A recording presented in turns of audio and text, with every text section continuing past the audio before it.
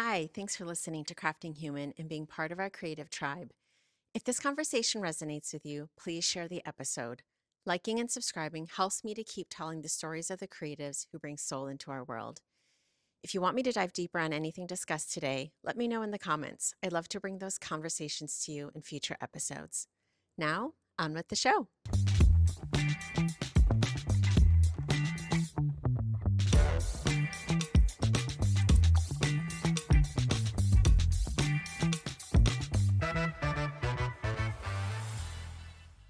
So today I'm joined by Gabriel Islas. He's a California-born painter whose luminous landscapes and motifs capture both the spirit of place and the quiet poetry of light. He is based out of Ventura, and you lead the education programs at the Santa Paula Art Museum, and you also teach throughout the region, inspiring next generation of artists. And you also have your own painting practice here. We are recording in your studio at the Pacific and Maine co-working space. You are also a member of the California Art Club and frequent exhibitor in museum and gallery shows across the state. And one of the main reasons why I wanted to speak with you is because of how you bridge the discipline of plein air tradition with such a deep reverence for nature and the human experience. I'm just really excited to have this conversation with you today. Thanks for joining. Absolutely. Thank you. And thank you for such an incredible introduction. Yes, of course. Well, I think, just even looking around here in your space, I remember when I saw your paintings for the first time, I just thought, wow, he really has just a beautiful way of capturing light was one of the first things that really stood out for me. And it reminds me of some of it captures the feeling that I have when I see, these places, like when I go out hiking, when I'm in nature and I'm spending my own time, being recharged. There's so much of like the feeling that you've captured in these paintings. So I've always just, from the moment I saw your work, I thought, this is really beautiful. You're really onto something. Thank you. Yeah. Tell us about your journey of how you got started as an artist, and why did you pick paint, and why do you love landscapes so much? Absolutely. Well, I have to say I've been an artist most of my life. Oh, I've been wow. around art, and my parents encouraged it from a young age. Okay. Going into high school was kind of just part of my identity at that point, and Okay. I really enjoyed the smell of the different mediums and building onto something. And in a very digital age, felt very good to be working with, graphite and moving into painting. It wasn't until after high school that I really started exploring nature my own way and going backpacking with my friend Tommy and going out in the Sespe, which is out behind Ojai here. And it was in those moments where I felt closest to, my spirituality out there. Just the smells that you would get from the sage and the lupine and Oh, yeah, yeah, definitely. and the beautiful sunsets you would get, and just the way the light would be hitting. And for me, painting became a way to interact with that, Yeah. and not to just sit in awe of it, Yeah. which was always part of it, but to actually do something sort of with it, and to Yeah. try and capture that. Uh, Painting for me became my church. yeah. I'm not a very religious person, and to me, this became sort of my religious experience because I felt very close to the spirit in that sense, especially with plein air painting. When you're outdoors painting on location, you are unable to achieve perfection. Yeah. When I'm in the studio, sometimes my paintings could come out a little rigid, and I have to kind of find ways to break from that. As an artist, I find, and this is really common, when learning a skill, it's the rules that really help you to dictate whether you're on the right track. you know, whether you've made a good painting or a bad painting. Mm-hmm. So the more rules you can abide by, the more you feel like you're growing and learning, and of course it takes skills. So realism is a lot of rules, you know, like think of portraiture, like you have to get it exact to look like someone. Right. And there's some flexibility within that. So when I first went to school, well, I went to Ventura College for a while, and I was plein air painting at that time. Okay. And I was starting to loosen up a little bit, but actually I was really wanting more education and more technical skill. So I went to Academy of Art University in San Francisco, and I was there for 3 years. I got my BFA there, and they really did a great job in introducing a lot of technical skill. Yeah. And I learned a lot about figurative painting and drawing and still life and how light interacts with form. I went down my own little rabbit hole of color theory, which is just something I'm still very interested in today. And from there, I started to teach. You know, when I graduated, I came back to Ventura County, started to teach classes. And with teaching classes, I've learned some very essential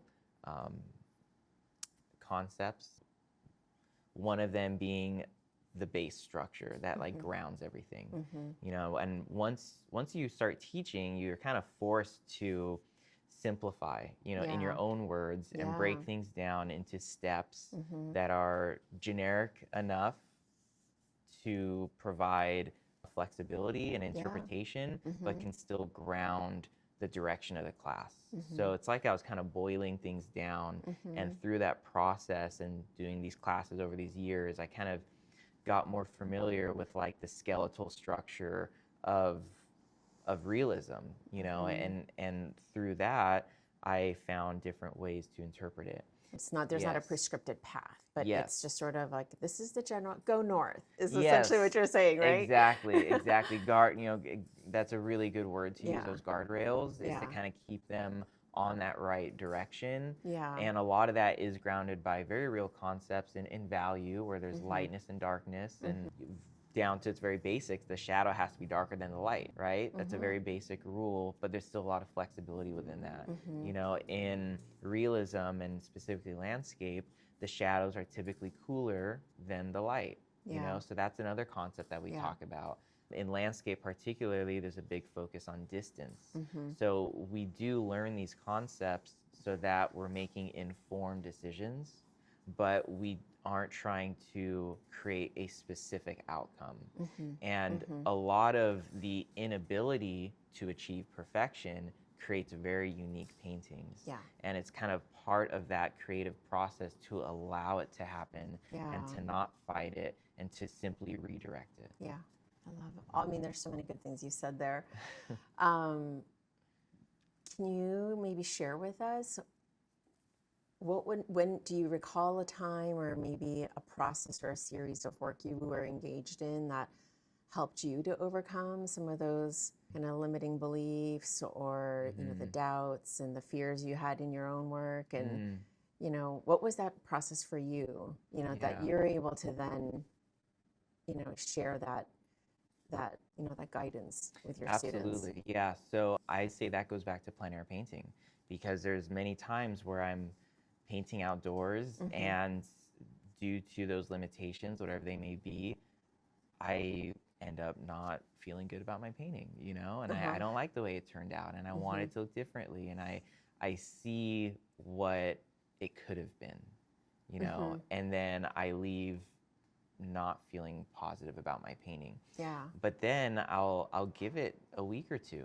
You know, sometimes I won't even look at it. I'll just take it out. I'll put it up here behind me, you know, and I'll just face it the other way even, and I just won't look at it. And then I'll end up pulling it out later, and then I can really see it for what it is. Yeah. And not in relation to what it could have been, or not in relation to where I was, right? Similar to the photo, right? Yeah. It's simply as its own independent piece. Like what does that feel like? You know? Yeah. And there's still some times where I don't feel great about the painting, you know, and that happens. That's just part of the process. They're not all gonna be keepers, you know, but you need kind of that time to sort of refresh and to view it for what it is. Yeah. And going through that myself has helped me to speak confidently to my students about that because I have experienced it.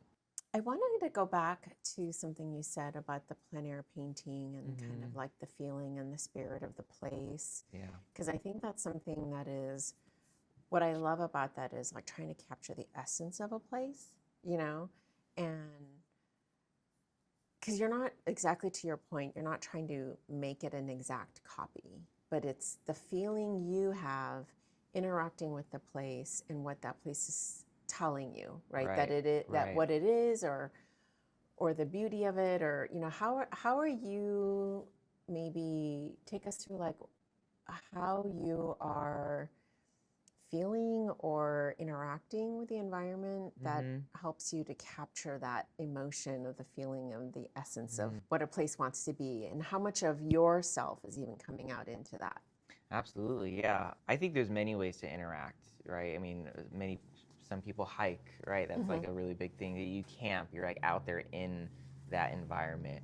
And for me, when I go to these really beautiful places, I find that what I'm really feeling is love, and that really what it, spirituality boils down to as well. I mean, that it's love, right? And when I am sort of feeling this emotion in a place that's so beautiful, that's so grand, that's so natural, it kind of brings me back to, you know, where we all come from as humans, in this beautiful place called Earth. And when I'm in that environment, for me, painting is my way to kind of really sort of mingle with it and to It's so actually beautiful. try and do something about it, Yeah. and it's sometimes it's really intense. I've been in environments when I went to up in Alaska. There was one painting I was doing that felt like I was like in an extreme sport because the wind was so intense, and I was painting a 16 by 20, which is these sizes up behind me. So it's a good size. And I had my easel out there, and that's just big enough to where it feels like a sail, So it's like the wind's trying to pick up and move Yeah. my painting, and I was holding it with one hand while painting with the other, and I literally could not leave my easel.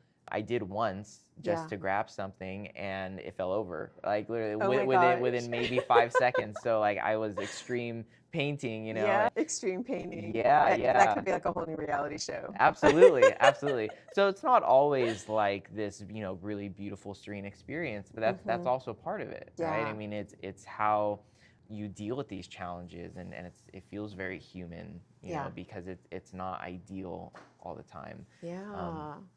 Something else that I've really discovered about myself, and I learned to embrace, is that I really love mountains. And Wow. I kind of joke about that Yeah. too, because it's Why? well, because it just sounds a little silly, I suppose, but No, how it's so many people love mountains. I love the mountains. yeah, yeah. And one of the things I like about mountains is, as a painter, I've really enjoyed painting shadow shapes, and Can you explain what that is? absolutely. So when I went to school, there was a big focus on light and shadow, right? And light and shadow creates form. So if you're, in the middle of the day looking at a mountain range, odds are it's just like a strip of blue because it's further away. And then you can see like the top of the mountain where it's like a jagged line, but it's relatively flat. However, if you have a sunrise or a sunset, the light's coming in at an angle, then you see the light hitting maybe the ridge tops, and then the other opposite side of the valley is in shadow, and then there's a hill in front of it that's revealed now. So you're starting to see the dimensions of it. And then there's some subtleties, how the shadows in the foreground are a little bit darker than the shadows in the back. Maybe they're a little bit warmer, than the shadows in the back are a little bit cooler. So there's all these little subtleties going on that's happening within the light and the shadow. And you can start to actually sort of visualize and see the dimensionality of it. Yeah. And there's something really sort of romantic about that. Yeah. That's also like just a really big part of art in general. If you go back to even portraiture, there's something called Rembrandt lighting, Yeah. where there will be a strong 3/4 light hitting Yeah. the face, and you Yeah. get this nice little triangle shape on the opposite side, Yeah. on the cheek. I And love Rembrandt. yeah, and that the whole reason for that is because it creates dimensionality. You know, if you have a very soft light, like we have pretty soft light right now, which is very clear, we don't have two very strong shadow shapes on us right now. And that creates a very clear, very soft image. On the opposite side, if you have a lot of, you know, sort of defined shadows, it really pronounces the three-dimensionality, you know, and what's called form, you know, building form. Yeah. So you were saying about the yeah. shade, and what was it, like the shade? And Yeah, shadow? well, the light and the shadow and Okay. the shadow shapes Yeah, specifically. shadow shapes, that was yes, the term. yes, yeah, And you like yeah. that in the mountains. Absolutely, yeah. I mean, you know, just from the academic standpoint, that's Yeah. something that became a big focus when doing these, you know, these more technical paintings. And then when I'm out in the landscape, and especially in these moments of sunset or at the golden hour, those shadow shapes really bring out all of that dimensionality, Yeah. and the color gets more vibrant, and then all of a Yeah. sudden you're mingling with that light and shadow, Yeah. and it's not a bunch of flat color. Yeah. So that to me, you know, is something I've learned and grown to love. So when I see that specifically in mountains, Yeah. because you get distance with mountains, which means you get usually more color with mountains. Then when I see that, that's something that I you know, get excited about, and I want to try to capture. Oh, I love that. I wanted to go back to like some of there were a couple of other things that you said that I thought was really provocative. And one of them was where you felt like, you know, like the intensity of like the wind and all of yeah. that. How did that, you know, because that's an environment in which if it had been a long day of just, you know, stillness and no wind, it would have totally changed, I think. I mean, I'm guessing. Yeah, You know, well, it's a guess, but I'm guessing that it might have changed how much time you spent on the painting, yeah, how long you sat out there, yeah, how quickly you worked. yeah, So it's a really fluid process. right. And have you noted, like, have you gone back to these paintings and thought, oh, you know, let's take that one from when you were in Alaska. Like, have you gone back to it and touched it up and try to make it look different than what that environment pulled out of you that day? Absolutely not, and I don't want to. And in fact, all the paintings I do outdoors, I don't touch up. You know, I keep them sort of raw. And to your point, I think learning to be okay and see the value in being uncomfortable really helps you to grow as a person. You know, I think if you're constantly playing it safe and staying, you know, within the most comfortable environment, then you kind of limit your own personal growth. And I think painting is very similar. I think if you're able to be in an environment that is pushing you and that makes you feel uncomfortable, that can actually lead to something more, it can lead to something a little bit more dramatically unique, I'll say, you know, and something further than what I would do by myself in the studio. Which is partly why I don't want to rework them in the studio. Because then I'm taking away what was so unique from that experience and from that moment. You know, even though it's not perfect, and even though it's not something that I may be completely happy with, it was done there. It was a direct result of that moment and that time of who I was, and I'm always changing, right? So to me, there's something like fragile about it, you know. And well, one last thing, you mentioned, you know, if being in that environment made changes to my painting versus if I wasn't, and then maybe if it weren't windy, and it absolutely does, you know. And I think that's just goes to show what makes plein air painting and, you know, painting outdoors so unique, is because everything changes your painting. It's constantly going to be affected. So whether it was windy or even just a little less windy, it would have been different. You know, whether it was really hot. You know, I've painted out in Lone Pine, painting the Eastern Sierras, and that's the desert environment, and it gets very hot. And I don't do very good in hot weather. You know, my dry skin as it is, it gets itchy, and I get very uncomfortable very fast. And I've painted some pretty I don't know, I think nice looking paintings out of that, experience, and it's something that I actually look back on, and those experiences stand out. And it's something that I find myself telling people that they're stories I want to share. So not only are they significant paintings, but they're significant moments because I pushed myself and I've done something that felt extreme. Yeah. I want to go back to the first time you ever did a plein air painting. Do you remember it? When was the first time you ever did a plein air painting? That's a really good question. The first time I painted outdoors, I did not finish it, and I was moving very slow. So it really took me a long time to just get into that flow and kind of break free. Yeah. I'd say as the painter I am today, I think of my first plein air painting as August of 2023, so actually a little bit more recent. Okay. I had gone to Mount Rainier with my dad and my godfather. And wow. Are they also painters? No. They went on a fishing trip. They just went up there, and then I just joined them. Okay. But it was my first time really going on a dedicated trip just for painting, and I did that for me. I packed all my painting stuff. I went separately, and I met them out there. And every day I was up there, I went to go paint. Okay. And that was kind of game changing to me because I felt like that was an actual journey where I traveled somewhere grand, somewhere beautiful, somewhere unique, just to paint.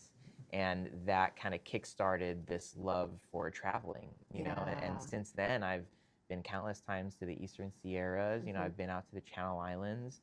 I went out with a group of painters to Wyoming, to the Grand Tetons and Alaska, and so there's these, Death Valley even. So it's become this really enjoyable, fulfilling journey for me to go to these places and to try to capture them.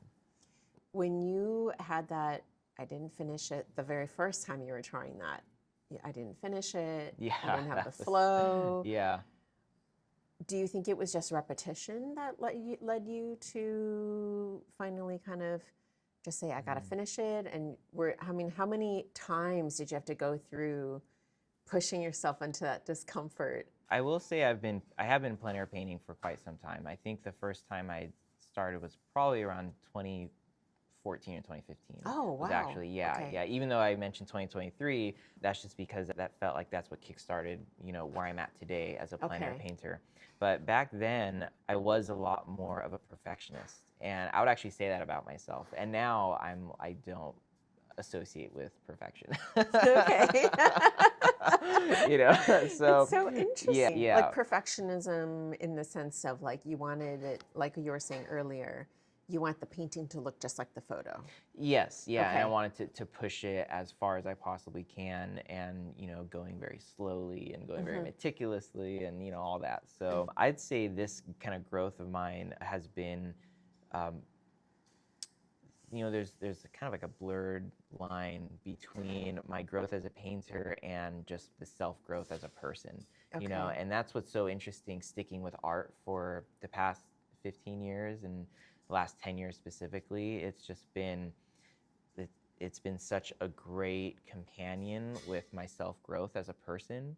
It's like it reflects in the work I do. Yeah. And specifically, I've gone through a lot of growth in the past 2 years. I feel like 2023, 2024 was a big year of growth for me. And a lot of it was learning to sort of let go and allow things to happen and to be okay with being uncomfortable and to just sort of, allow the painting to sort of paint itself in a way, and to not be so controlling, because it's a balance, I mean, I resisted that for so long because if I'm not able to make it the way I want to make it, then it's not going to have value, but I had to learn that there's a balance between guiding and having those guardrails even for myself, and the more I practiced, the tighter it would just naturally become. But with plein air, it's never going to be perfect, and that's a really good practice that helps ground me as a painter, especially in the studio, you know, and I Yeah. do try to bring that energy into the Yeah. studio and incorporate more techniques that are loose and a little more interpretive to, you know, have a little bit more flexibility with the colors I choose and all that. Yeah. It's so beautiful. Yeah. I know you recently sold a piece that you painted when you were in Alaska. I did, yeah. Was that a plein air piece? It was. How Yeah. did that, what is that feeling every time somebody like resonates with an image and you kind of think back to that moment in which you painted it and there's never going to be another one like that painting. So Yeah. what does that feel like do you feel like an attachment and is there any kind of emotion attached to the sell of the sale? I mean, on one hand, great. I mean, congratulations because you sold a piece and it resonated. But what's that like for you personally when Yeah. when Well, you're selling a piece? money comes and goes, right? I mean, it obviously like valuing yourself as a painter is very important, and I'm very grateful to have sold it for what I sold it for. But to me, it's almost more valuable that it's out there, sort of living a life outside the studio, and someone's appreciating it. Yeah. To go back to your original question, 100%, I have a very big attachment to it. It was very bittersweet selling it. You know, I mean, that was my first painting I did on that trip, and there's such a story to it. And luckily, can you share that with us? yeah, absolutely. Yeah, I was able to share this story with the buyer, which to me just made it that much more exciting and that much more valuable that she knows my perspective. So this was painted down the Turnagain Arm, which is a really large inlet of water, of ocean water, and they have some of the largest tidal swings like in the world. I think it's upwards of 40 feet. Wow. So yeah, so the ocean rises and you know, it's a really dramatic difference. Wow, that's And amazing. I went to Alaska in June. I actually went specifically for the summer solstice. Okay. So this painting was about a week prior to the summer solstice, but I had started the painting around 8:30 p.m., which normally is like ridiculous because it's probably already dark. But in this case, I stopped painting right around 10, and it was, you know, right in the middle of sunset, you know. And the interesting thing about sunsets in Alaska is that the sun is going down at such a dramatic angle that the sun is setting for like 2.5 hours. You know, That's so amazing. the light is changing, but it's not getting darker. Yeah. You know, the sun is just the sun is shifting right to left, and it's slowly going down as that's happening. So I'm seeing like the shadow shapes kind of shift a little bit, but all the lighting's pretty much the same, like the same temperature. It's that nice warm sunset lighting. So when I had finished at 10 p.m., it was still nice and, you know, bright out. It was like right in the middle of sunset. It was just so pretty. Yeah, so that was, you know, the first painting I had done out there, and it was just my first exploration really into Alaska. We went to this town actually really close to where I painted, where during the big Alaskan earthquake in the 60s, the ground had actually sunk, and this forest just sank low enough to where the ocean water came in and flooded it, and it killed all these trees. So you have this petrified forest on the shoreline. Oh my gosh, and that's it's amazing. Yeah. So And all of this was part of this was all like one day, so to me it's all very relevant in that painting experience. Yeah. It was all within a couple of hours. Yeah. And then where I ended up painting at the end of this day, right at the edge of Turnagain Arm, was facing right into these beautiful mountains, and you know, there's these bright violet flowers growing right in the foreground, and there's this nice little trail going off, and it was just such a beautiful experience to be out there. Wow. I mean, you know, and it all makes sense now when I see your paintings, it's always like, there's a way in which you capture that lighting, which is always, I think is just so beautiful. I was thinking as well about some of the transformation that you were talking about, and what I kind of hear is also there's like a looseness and a freedom that you've sort of experienced in your transformation. And you're saying the last 2 years in particular have been really kind of your own self-growth, and how have you seen that shifting into, you know, the type of work you're producing? Is there anything that you've painted as of late that you feel like really captures some of this new growth that you're going through? Absolutely, yeah. A lot of that growth is bravery, you know, is feeling saying yes, and being willing to just show up, you know. And part of my own personal growth was really just allowing myself to show up places and to not overthink things, to not have expectations, right? That's such a big part, is to not have expectations and to just get yourself somewhere. You know, for me, I was trying to get myself out there and meeting new people and putting myself in environments where I wasn't just staying home and being comfortable. You know, I was trying to force myself out of the house, essentially. And that translated to bigger painting projects. You know, that translated to getting this studio. You know, I got this studio in December of 2024. You know, we're now in September. So it's been a little while that I've had this, and it's done nothing but good things for me and provided new opportunity. And it's something that I couldn't have expected. You know, it was only about 3 months after I'd gotten this studio, I was approached by a client who had met me during some painting events, and really wonderful woman. And she approached me for a commission, you know, a custom painting. So I was just like, yeah, let's just see where it goes. You know, sure, I'd love that, you know. And we scheduled a time so I can go visit her and go to her place and see where she wanted it, what she wanted. So I didn't really quite know what I was saying yes to, you know, so it was a little fluid at that point. But I knew she wanted a big painting. You know, she had told me that. She shared me some photos of her view, and she wanted a painting of her view, which was this beautiful vista overlooking this valley, and it's local, you know. So I went to her place nice and early. I was going to take sunrise photos because she wanted the sunrise setting, you know. Ended up being a cloudy day. We didn't get the photos, but it was really good to really just talk in person, to see what she wanted. And I was thinking, like, man, she wants a big painting. Let's maybe do like a 5-foot painting or a 6-foot painting. You know, that's going to be like really big for me. That's going to be a great challenge. You know, I'm willing to do something like that. And she shows me all this beautiful artwork she has, and then she says, okay, well, this is the last remaining wall in my house, and there's this really long couch in front of it. And I was looking at it, I'm like, okay, so, you know, so how big are you thinking? And she's like, well, I have a measuring tape, so let's just measure it out and let's just see what feels right. And we go right past the 6-foot mark, you know, past the 7-foot, past the 8-foot, all the way to 10 feet. And we have this nice, long, wide wall. And she's like, I think that would fit perfectly in here. And I'm like, and I just think to myself, okay, all right, I can do it. You know, I can do it. I don't know how it's going to happen, but that's okay. You know, I don't have a plan in my head yet. I can't visualize it at this moment, but I can do it. So I agreed to the project, and I was able to install this ledge here behind me, so I can actually, you know, remove my easel and put the panel on the wall. And, you know, I paint on aluminum panels.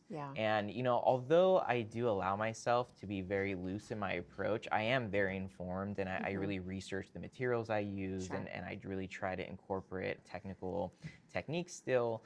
So they're really, you know, that balance again, you know, that balance is there. And luckily, I was able to get a custom-made 10-foot aluminum panel that was primed just for painting. And Amazing. It took about a month to get here, and I got it on this wall. Took me about 2 months to paint, and the framing was a whole different challenge, figuring out who could frame it, how they'd frame it, you know, getting the U-Haul to transport it, and scheduling all of that to happen on the same day I would deliver it to the client. So it was all very kind of efficient, you know. And it happened. I did it, you know, and I would not have been able to do that a year ago. I mean, sure, there's the limitations of the studio space. You know, a year ago, I was painting out of the garage of my parents' house. That wouldn't have fit the 10-foot painting.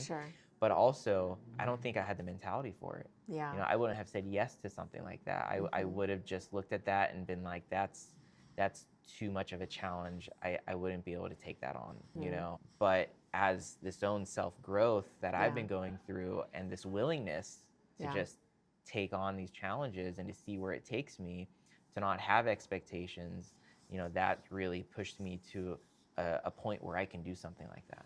Yeah. Yeah. I mean, I remember seeing that piece in here when you were working on it, and I thought, wow, that is a huge painting. Yeah. And it came out so beautiful. I mean, Thank it's you. unfortunate it's Thank not you. here, but we have all these other beautiful things you're also have been working on. What was it like when she received it? Had she even seen any progress on it? Yes, yeah. She Okay. came to visit me at my studio, and she Okay. saw it, and then we talked about framing and everything. So she did see it, and she loves the painting. Yeah, Yeah. she really likes it. Yeah, Yeah. yeah. It was definitely a big learning experience for me. One thing I didn't anticipate was how I would feel doing such a big job. Because when What was there's that like? well, it was, it made me a little nervous. It Yeah. made me a little, it would really challenge my confidence in doing something like that. Yeah. Because when you have a client and, when there's money involved, like right from the beginning, it's like, well, she deserves to get exactly what she wants. Yeah. And especially as someone who's really, putting in what she's putting in for it, like I felt a little bit of a pressure to have her really feel satisfied. Yeah. And there was some self-doubt. It's like, will she feel like this was, worth what she's putting up for it? Yeah. And that was something a little challenging to deal with. Yeah. And you were you kind of plagued with that self-doubt through the whole process? Or as you started to see it kind of come together, were you like, okay, I can do this? And that kind of that growth started to happen along the way? Well, I'd say it kind of happened later. Yeah, Okay. because, as you sort of finish something, you you start to see all the little small changes you could make. And then as you sit with something, I mean, I had the painting in here for almost 2.5 months before we delivered it. So that's a long time for it to just kind of hang out here. So Yeah. there's a lot of time that I was just kind of staring at it, and there were ways that I started to imagine I could have done it differently, or Yeah. I could improve it still upon. And that's, a whole other topic. It's like that perfection, right? That pursuit of Yeah. perfection, and I didn't want to get caught up in that. I Yeah. didn't want to be endlessly trying to improve this painting. Yeah. So a lot of it was being comfortable myself with the way it turned out, because I think it turned out great, and I really appreciate you saying that too. Yeah, it was because beautiful. and a lot of these minor changes, like every artist experiences that. Every artist is going to see how they could have pushed it further. Sure. So having, a job attached to it and having a client kind of amplifies that a little bit. Definitely. The pressure's on. The pressure's on. So Yeah. a lot of it was like an experience, a learning experience for me, to not only be okay with it myself, but to sort of give myself the room to be confident with it in terms of a job as well. Yeah. Yeah. That's so good. I mean, the learning to sit in that discomfort is something that, I mean, I have to tell you honestly, in all of the conversations I've been having, learning to sit in the discomfort in order to be able to grow and reach a new level is like a recurring theme in so many of the conversations I'm having with various different kinds of creatives. But I mean, I think it's a process that no matter what we're doing in life, it's all about the pushing out of our comfort zone, And this is one of the reasons why I was really excited about our conversation, because I think that is in becoming, more human in who we are, and being, able to, realize our fullest potential, right? Like having these kinds of discussions with creatives, it's so enlightening even for me, even in my own journey where I'm at, right? Because every season of our life, it's like there's a growing and a learning opportunity, right? Yeah. So in terms of some of the, the local work you're doing and what you're teaching at the Santa Paula Museum. Hmm. How has how have you been maybe bringing some of these principles and curating different kinds of courses in the work you're Yeah. doing there? Well, one big way is starting to focus on geological locations, Mm-hmm. and for the past 3, 4 years, I've just kind of been doing more generic landscape classes. And Mm-hmm. although the reference photo always changes, they're always going to be original photos that I've taken from places I've been to. Yeah. However, now I've started to really expand on the sort of background and the history of these Mm-hmm. locations Mm-hmm. to really inspire my students. Right. And my next class at the Santa Paula Art Museum is going to be on Alaska, specifically Denali, Mm-hmm. which is just such a magnificent place. Yeah. The last class that I taught was on the Channel Islands, and Mm-hmm. we talked about how they were created, Mm-hmm. and how they've become what they are. Mm-hmm. I kind of came into this realization that I'm sort of studying mountains by painting them. Yeah. I'm in a visual way, I'm studying them. Yeah. And a lot of how mountains form is through movement. And Mm-hmm. then, things fall, and then the way that they shift and settle kind of makes them into the shape that they're in. So kind of furthering that line of thought, learning about what forces are behind that. And then I start to think of them as not such still objects, but they're really right in the middle of motion, Mm-hmm. and there's kind of like this history and this future attached Yeah. to them, and they're not Yeah. they're not just constant, Yeah. there's always movement, Yeah. so I kind of bring that into my classes now, and we'll talk about, what made them look the way they are today. And then Mm-hmm. I'll bring in, examples of artists that have painted at these locations. Mm-hmm. And then from there, we're like kind of properly inspired and introduced, and it's not simply an image. Now it's really this location with rich history. Yeah. Yeah, and I that's love that. been, thank you. Yeah, that's been Yeah. a big area of growth for me. Yeah. I'm also currently teaching a class at the Buenaventura Art Association, and we're Mm-hmm. focusing on the Santa Clara River estuary, Mm-hmm. which is, the local Santa Clara River, and all the amazing kind of history and geological Yeah.